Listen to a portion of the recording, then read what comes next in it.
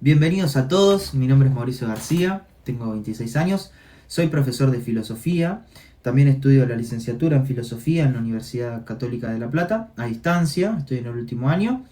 Eh, y bueno, un poco el sentido de estos videos, ¿no?, que vamos a estar compartiendo tiene que ver con indagar, ¿no?, sobre diversos temas de la filosofía y poder compartir también y generar opinión sobre algunas temáticas que siento que son muy importantes tenerlas en cuenta a la hora de estudiar la filosofía, ¿no? Lo que hoy tenemos es un texto, ¿no?, bastante famoso dentro del ámbito de la filosofía, que es de Nietzsche, ¿no?, este filósofo que nace en 1844, ¿no?, y muere en 1900. Como sabemos, sus últimos años de vida fueron trágicos, ¿no? En el 89 él tiene este acontecimiento que lo perjudica psicofísicamente, digamos, y lo inhabilita en la tarea de la filosofía. Pero bueno, él nos deja un compendio de obras, ¿no?, bastante interesantes, que siento que, que tienen mucho que ver con nuestra actualidad, lógicamente, y que además hacen de este filósofo un filósofo irrenunciable a la hora de querer estudiar filosofía, porque la realidad es que si uno quiere entender muchas de las cosas de la actualidad, debería eh, volver sobre estas lecturas, porque aquí se esconde el fundamento, ¿no?, filosófico de muchas de las cosas que nosotros después vemos por la calle, ¿no? Eh, Nietzsche es un filósofo que tiene mucho contacto con la actualidad, y él mismo lo decía, ¿no? Mi filosofía es como la de un rayo, ¿no? Eh, de alguna manera, el rayo al hacerse presente en el cielo no emite sonido, ¿no? Entonces uno puede verlo, pero escucharlo, ¿no?, implica cierta temporalidad, cierta duración. Y un poco con esa metáfora, Nietzsche lo que dice es, bueno, hará ruido en el futuro, ¿no? Y por la cercanía temporal que nosotros tenemos con este filósofo, bueno, yo diría que eh, no sé si técnicamente el rayo está el trueno está sonando exactamente ahora, sino los ecos quizá, pero sí es cierto que se sigue escuchando y que la filosofía de Nietzsche tiene una implicancia en la actualidad tremenda, tremenda. O sea, lo de Nietzsche no... bueno, ya lo veremos viendo a medida que vayamos profundizando en el texto. Yo lo que les traje para hoy, ¿no?, es un texto bastante famoso dentro de la obra de él. Eh, es un texto que se encuentra en el libro La Bella Ciencia, ¿no? Es el pasaje 125, es el pasaje del loco, ¿no? Un texto bastante conocido dentro de su obra, que bueno, tiene una contundencia bastante particular porque, bueno, digamos que gracias a este pasaje nosotros podemos entender muchas de las ideas centrales de este filósofo, ¿no? En cuanto a la metafísica, en cuanto a la nociología, en cuanto a la ética, ¿no?, en cuanto a un montón de variantes filosóficas que nos permiten entender, bueno, dónde estamos parados, ¿no? Y este es un poco también la, el sentido de este texto, ¿no? Decir, Nietzsche lo que intenta revelar un poco en este texto es, bueno, qué situación estamos parados filosóficamente los seres humanos respecto de la historia y la historia de los problemas de la filosofía, ¿no? Cómo impacta de alguna manera el problema teórico en la realidad, en la existencia, ¿no? Y yo creo que este texto viene un poco a poner en evidencia, digamos, las consecuencias de los problemas filosóficos que hubieron durante toda la historia de la filosofía. Nietzsche, como sabemos, es un gran crítico, ¿no?, de la antigüedad, pero también no se sabe si es un crítico o un defensor de la modernidad también, ¿no? Entonces, digamos que Nietzsche, como siendo un gran conocedor de la historia de la filosofía, bueno, lo que dice en este texto viene acompañado lógicamente de una carga de sentido metafórico bastante importante. Así que lo que vamos a leer tiene, ¿no?, una contundencia filosófica bastante importante. Bien, vamos con la lectura del texto. Dice Nietzsche: ¿no habéis oído hablar de ese loco que encendió un farol en pleno día y corrió al mercado gritando sin cesar: busco a Dios, busco a Dios? Vean ustedes ya el escenario que plantea, ¿no? Un loco con un farol en pleno día, ¿no?, haciendo referencia a Diógenes, ¿no? Gran conocedor de Grecia, Nietzsche. busco a Dios, ¿no? Busco a Dios. No es casual que un loco busque a Dios en este escenario, porque lo que vamos a ver en breve es que esta búsqueda de Dios revela cierto escenario de los problemas filosóficos que ahora vamos a mencionar. Como precisamente estaban allí reunidos muchos que no creían en Dios, sus gritos provocaron enormes risotadas, ¿no? El que se te ha perdido, decía uno. Se ha perdido como un niño pequeño, decía otro. O se ha escondido. Tiene miedo de nosotros, se ha embarcado. Habrá emigrado. Así gritaban y reían alborozadamente. O sea, las personas, ¿no?, que recibían este mensaje de este loco se reían de él, ¿no? Y se mofaban, o sea, bueno, simplemente con ironía, ¿no?, trataban de ayudarlo, pero bueno, curiosamente ellos entendían que eso no iba a ser nunca posible, y acá está un poco el tema, ¿no? El loco saltó en medio de ellos y los traspasó con su mirada. Y acá es donde viene el tema. ¿Que a dónde se ha ido Dios?, exclamó. Os lo voy a decir. Lo hemos matado, ¿no? Vosotros y yo. Todos somos su asesino, ¿no? Y bueno, esta sentencia, ¿no?, es bastante interesante porque revela un poco el escenario que muy atentamente Nietzsche quiere comunicar a la comunidad filosófica, ¿no?, que es la disciplina filosófica, ¿no? El curso de la historia de los problemas filosóficos, ¿no?, se encargó de aniquilar de alguna manera la posibilidad de considerar a la metafísica como una ciencia, ¿no? Y que en el fondo la necesidad de contestar ciertas preguntas acerca de los fundamentos existenciales y los fundamentos de la realidad se fueron complicando cada vez más, ¿no? Y ahí tenemos que recordar, ¿no?, desde el comienzo de la filosofía, con los presocráticos, si se quiere, pero particularmente con los conflictos que asume, ¿no?, la filosofía en la modernidad con filósofos como Kant, Hegel, Schopenhauer, ¿no?, Fichte, Schelling, ¿no?, en donde la búsqueda del fundamento, ¿no?, y recordamos por ejemplo los conceptos de noúmeno, o voluntad, o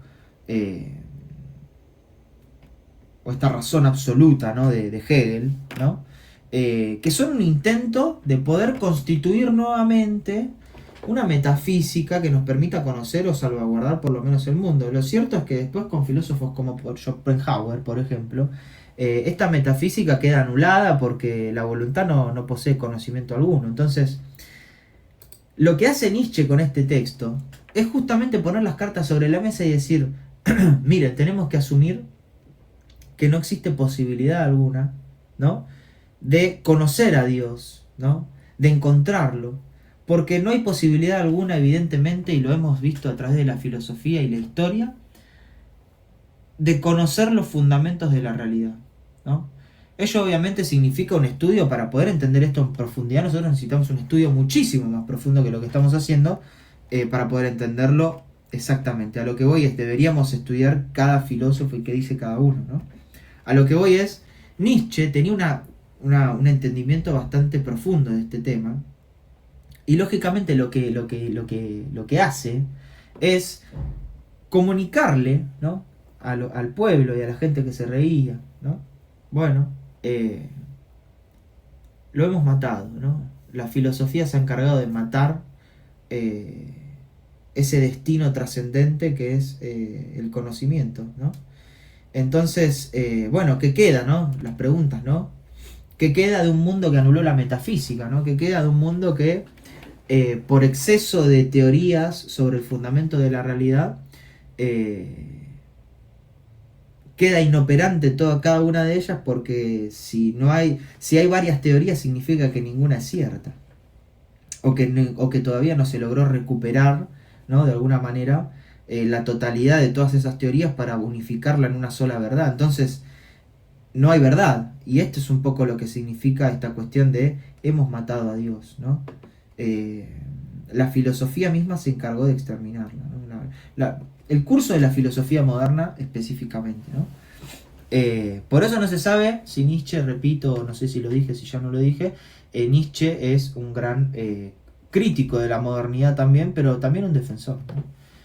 Porque bueno, su intención es, de alguna manera, ir más allá de estos problemas, ¿no? No quedarnos en el problema, sino hacer algo con esto. Y esa es la diferencia entre un nihilismo pasivo y un nihilismo activo, ¿no? Un nihilismo pasivo, como el de Schopenhauer, por ejemplo, se detiene ante esta posibilidad metafísica de alcanzar una verdad. O sea, solamente tenemos este mundo que es tragedia y una irracionalidad fundamental que es la voluntad, ¿no? Y Nietzsche, bueno, dice, bueno, debemos aspirar al superhombre, ¿no? Que es, a lo mejor otro día podemos dedicar un video exclusivamente a eso, ¿no? Entonces, bueno, pone las cartas sobre la mesa, ¿no? A los filósofos que ya murieron antes que él les dice, miren muchachos, hemos matado la posibilidad de encontrar a Dios, ¿sí? Ya lo hemos intentado, Nietzsche siendo un gran conocedor, ¿no? de la antigua Grecia, ya lo han intentado los griegos, lo apolíneo no ha servido, ¿no? El curso de la filosofía apolínea no ha servido. Él lógicamente no considera la medievalidad como un periodo en el que se geste un conocimiento de la verdad, porque conocemos claramente la crítica que él hace a todos los valores universales. Y por lo tanto, de alguna manera, el intento de él es, bueno, constituir una metafísica del individuo que simplemente responda a una inmanencia, ¿no? Existencial, que es, bueno, existe esto y no más que esto, ¿no? Existe esto y no más que esto. Y bueno, en ello estamos. Y vean ustedes lo que pone, ¿no? Vean ustedes lo que pone. Continuando con la lectura, dice... esperen, acá. Pero, ¿cómo hemos podido hacerlo, no? ¿Cómo hemos podido bebernos el mar? ¿No? Vean ustedes, ¿cómo hemos podido bebernos el mar? ¿Cómo hemos podido agotar lo que es infinito en el fondo, ¿no? Metafóricamente, mar como algo inconmensurable, ¿no? ¿Quién nos prestó la esponja para borrar el horizonte, ¿no? Miren qué expresiones que utiliza Nietzsche para hablar metafóricamente de que cuando nosotros a través de la filosofía negamos la metafísica o negamos un fundamento trascendente de la realidad, sería el equivalente a eliminar el horizonte, ¿no? ¿Hacia dónde miramos cuando no hay horizonte, ¿no? Es tremendo. ¿Qué hicimos cuando desencadenamos la Tierra de su sol, ¿no? Rompemos el sistema solar.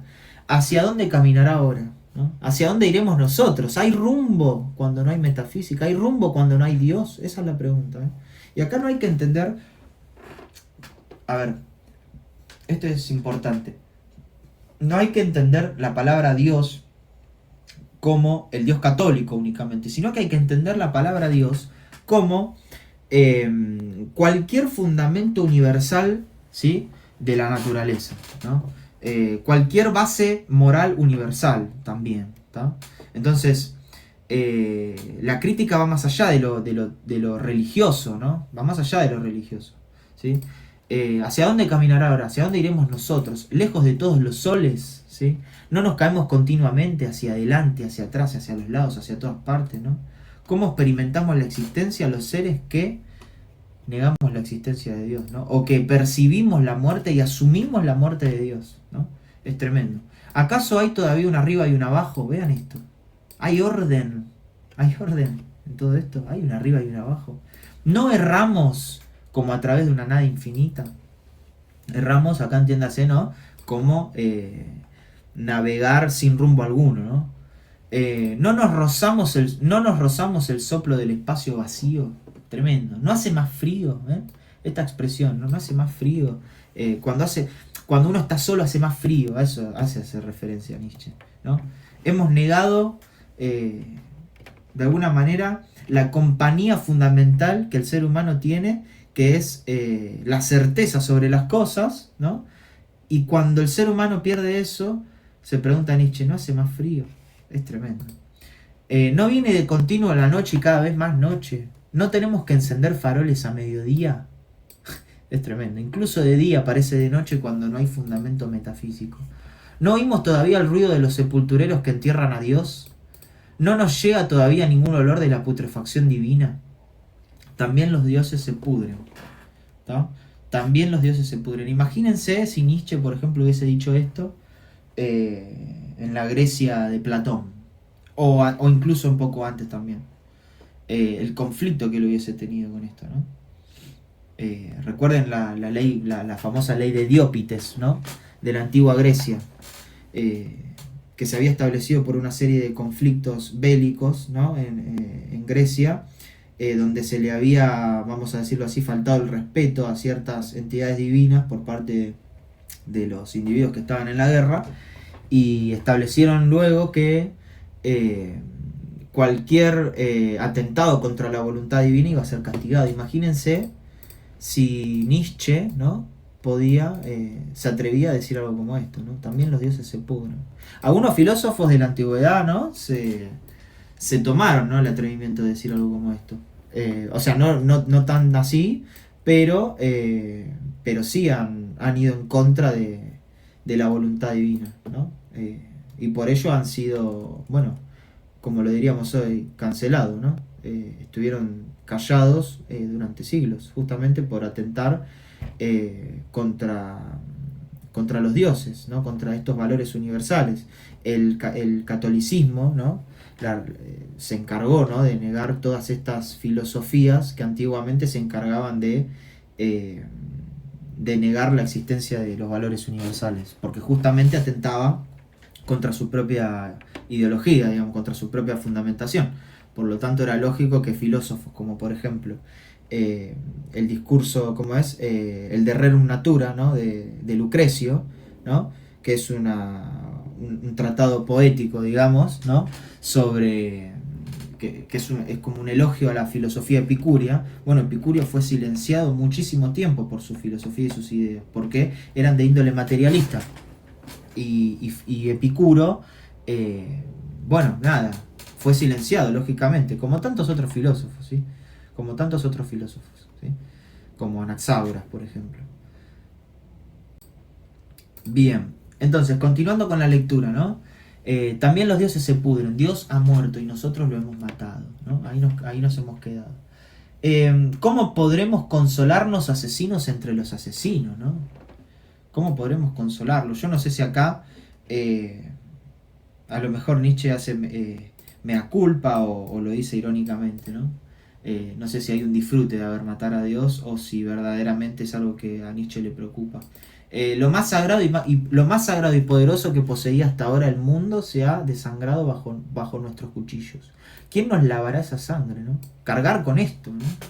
Es algo interesante también, por ejemplo, se me viene a la cabeza la interpretación luterana, por ejemplo, del pecado original, ¿no? Y toda la concepción antropológica que se despierta a partir del conflicto de la Reforma Protestante, ¿no? Nosotros sabemos que surgen de alguna manera dos consideraciones acerca de la naturaleza del hombre, que son, bueno, la naturaleza deleta y la naturaleza vulnerata. O sea, la naturaleza deleta implica comprender que la naturaleza del hombre está destruida por el pecado original. Obviamente tiene un fundamento religioso esto, ¿no? Y la naturaleza vulnerata implica comprender que la naturaleza del hombre está vulnerada, es decir, herida, pero se puede de alguna manera recomponer su salud, ¿no? Y vos fijate cómo con esto Nietzsche dice, ¿quién nos lavará esa sangre? ¿No? Es como si de alguna manera la muerte de Dios, en este sentido, este asesinato, funda como una herida antropológica que da origen a una manera de vincularse con la metafísica, ¿no? Y con la situación existencial respecto de los problemas que surgen de esta índole, ¿no? ¿Con qué agua podremos purificarnos, ¿no? O sea, ¿hay agua alguna que nos pueda purificar de este asesinato? ¿Qué ritos expiatorios, qué juegos sagrados tendremos que inventar, ¿no? Haciendo referencia, por ejemplo, a ritos expiatorios, ¿no? Se me vienen a la cabeza todos los cultos pitagóricos, ¿no? De purificación del alma, ¿no? ¿Existe algo por el estilo que nos pueda salvar de esto? ¿Qué juegos sagrados tendremos que inventar? ¿No es la grandeza de este acto demasiado grande para nosotros, ¿no? La riqueza literaria y filosófica que tiene Nietzsche en este sentido es abismal. Vean ustedes, me hace acordar a el discurso de Aristófanes, ¿no? En el banquete, cuando habla del mito del andrógino, ¿no? Zeus, ¿no? Lo que dice resumidamente Aristófanes en ese mito es, cuando va a hablar, ¿no?, de Eros, lo que dice es, bueno, originariamente eh, existía una especie, ¿no?, que se llamaba un tipo de ser humano, digamos, ¿no?, una cosa así, que era el andrógino, ¿no?, que tenía los dos sexos, ¿no?, tanto el masculino como el femenino, y tenía también duplicadas las extremidades, ¿no?, los brazos, las piernas, bueno, las cabezas, en fin. Este andrógino, por su capacidad física, digamos, es como que se vio llamado a sobrepasar sus facultades biológicas y ascendió de alguna manera, lo intentó gobernar, ¿no?, llegar hacia donde estaban los dioses, ¿no? Y Zeus, enojado con este andrógino, eh, lo, lo, lo parte a la mitad con un rayo, ¿no? Como castigo, justamente, y como enseñanza de no mezcles la naturaleza de los dioses con la de los hombres, ¿no? Lógicamente después eso tiene otras consecuencias que, si quieren, después lo podemos charlar. Eso está muy interesante, ese mito. Dice, ¿no es la grandeza de este acto demasiado grande para nosotros, ¿no? Ahora, si no hay metafísica alguna, si no hay una entidad a la cual nosotros podamos adjudicarle un castigo o cierta responsabilidad moral, bueno, ¿quién puede juzgarnos por lo que acabamos de hacer, ¿no? Verdaderamente el hombre está solo, ¿no? Verdaderamente el hombre está solo. No tendremos que bueno, acá es donde se complica el tema. Acá es donde verdaderamente se termina de concluir la cuestión. No tendremos que volvernos nosotros mismos dioses para parecer dignos de ella. ¿Sí? Acá está el punto, ¿no? Este es el gran punto de la filosofía nietzscheana, ¿no? Convertirnos en dioses. Es complejo, ¿sí? Es complejo. Nunca hubo un acto tan grande, y quien nazca después de nosotros formará parte, por mor de ese acto, de una historia más elevada que todas las historias que hubo nunca hasta ahora, ¿no? Aquí el loco se calló y volvió a mirar a su auditorio. También ellos callaban y lo miraban perplejos. ¿Entendieron? Finalmente arrojó su farol al suelo, de tal modo que se rompió en pedazos y se apagó. Y escuchen lo que dice. Vengo demasiado pronto. Acá me quedé pensando un poco también. Todavía no ha llegado mi tiempo, ¿no? Estos muchachos se quedaron perplejos, ¿no?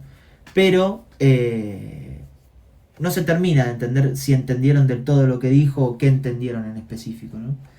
Lo que sí se entiende es que se cortó el ambiente y que la contundencia de lo que dijo este loco dejó a los espectadores, bueno, maravillados o en un estado ¿no?, de quedarse así, bien, donde no alcanzan las palabras, ¿no? Finalmente arrojó su farol al suelo, de tal modo que se rompió en pedazos y se apagó. Vengo demasiado pronto, dijo entonces. Y todavía no ha llegado mi tiempo, ¿no? Hablando de esto que decíamos hace un rato del rayo, ¿no? Y toda esta cuestión de que la filosofía, a lo mejor, de Nietzsche llega en un momento en el que todavía no puede ser entendida, ¿no? Este enorme suceso todavía está en camino y no ha llegado hasta los oídos de los hombres. El rayo y el trueno necesitan tiempo, la luz de los astros necesita tiempo, y los actos necesitan tiempo, incluso después de realizados, a fin de ser vistos y oídos. Tremendo, ahí está un poco lo que decíamos. Este acto está todavía más lejos de ellos que las más lejanas estrellas. Y, sin embargo, son ellos los que lo han cometido. ¿Sí? Por más grandioso que sea este evento, sucedió. Todavía se cuenta que el loco entró aquel mismo día en varias iglesias y entonó en ellas su requiem a aeternam Deo, ¿no? Requiem, esta música funeraria, ¿no?, composición funeraria. Una vez conducido al exterior, interpelado, contestó siempre esta única frase: pues, ¿qué son ahora ya estas iglesias más que las tumbas y panteones de Dios? Bueno, esto es Nietzsche, ¿sí? Esto es Nietzsche, esto es uno de los textos más famosos, ¿no?, de su filosofía. Y ocurre que es grandioso poder analizarlo, ¿no? Porque siempre uno puede indagar y sacar conclusiones cada vez más profundas constantemente. Y bueno, nada, me gustaría poder conversar con alguno de ustedes, a lo mejor si tienen alguna inquietud o comentar en el video, y si quieren también sumarse a lo que va a ser este canal, bueno, nada, suscribirse, darle me gusta, ese tipo de cosas a mí me van a ayudar. Y bueno, nada, nos vemos en una próxima entrega, ¿no? Eh, Espero hayan podido entender algo más de este texto. Si bien nosotros articulamos algunas cositas, lo lógico es que este tipo de contenido es muchísimo más abarcativo, ¿no?, de lo que nosotros podemos hacer en un video. Es decir, yo necesitaría una serie de videos para poder hacer esto.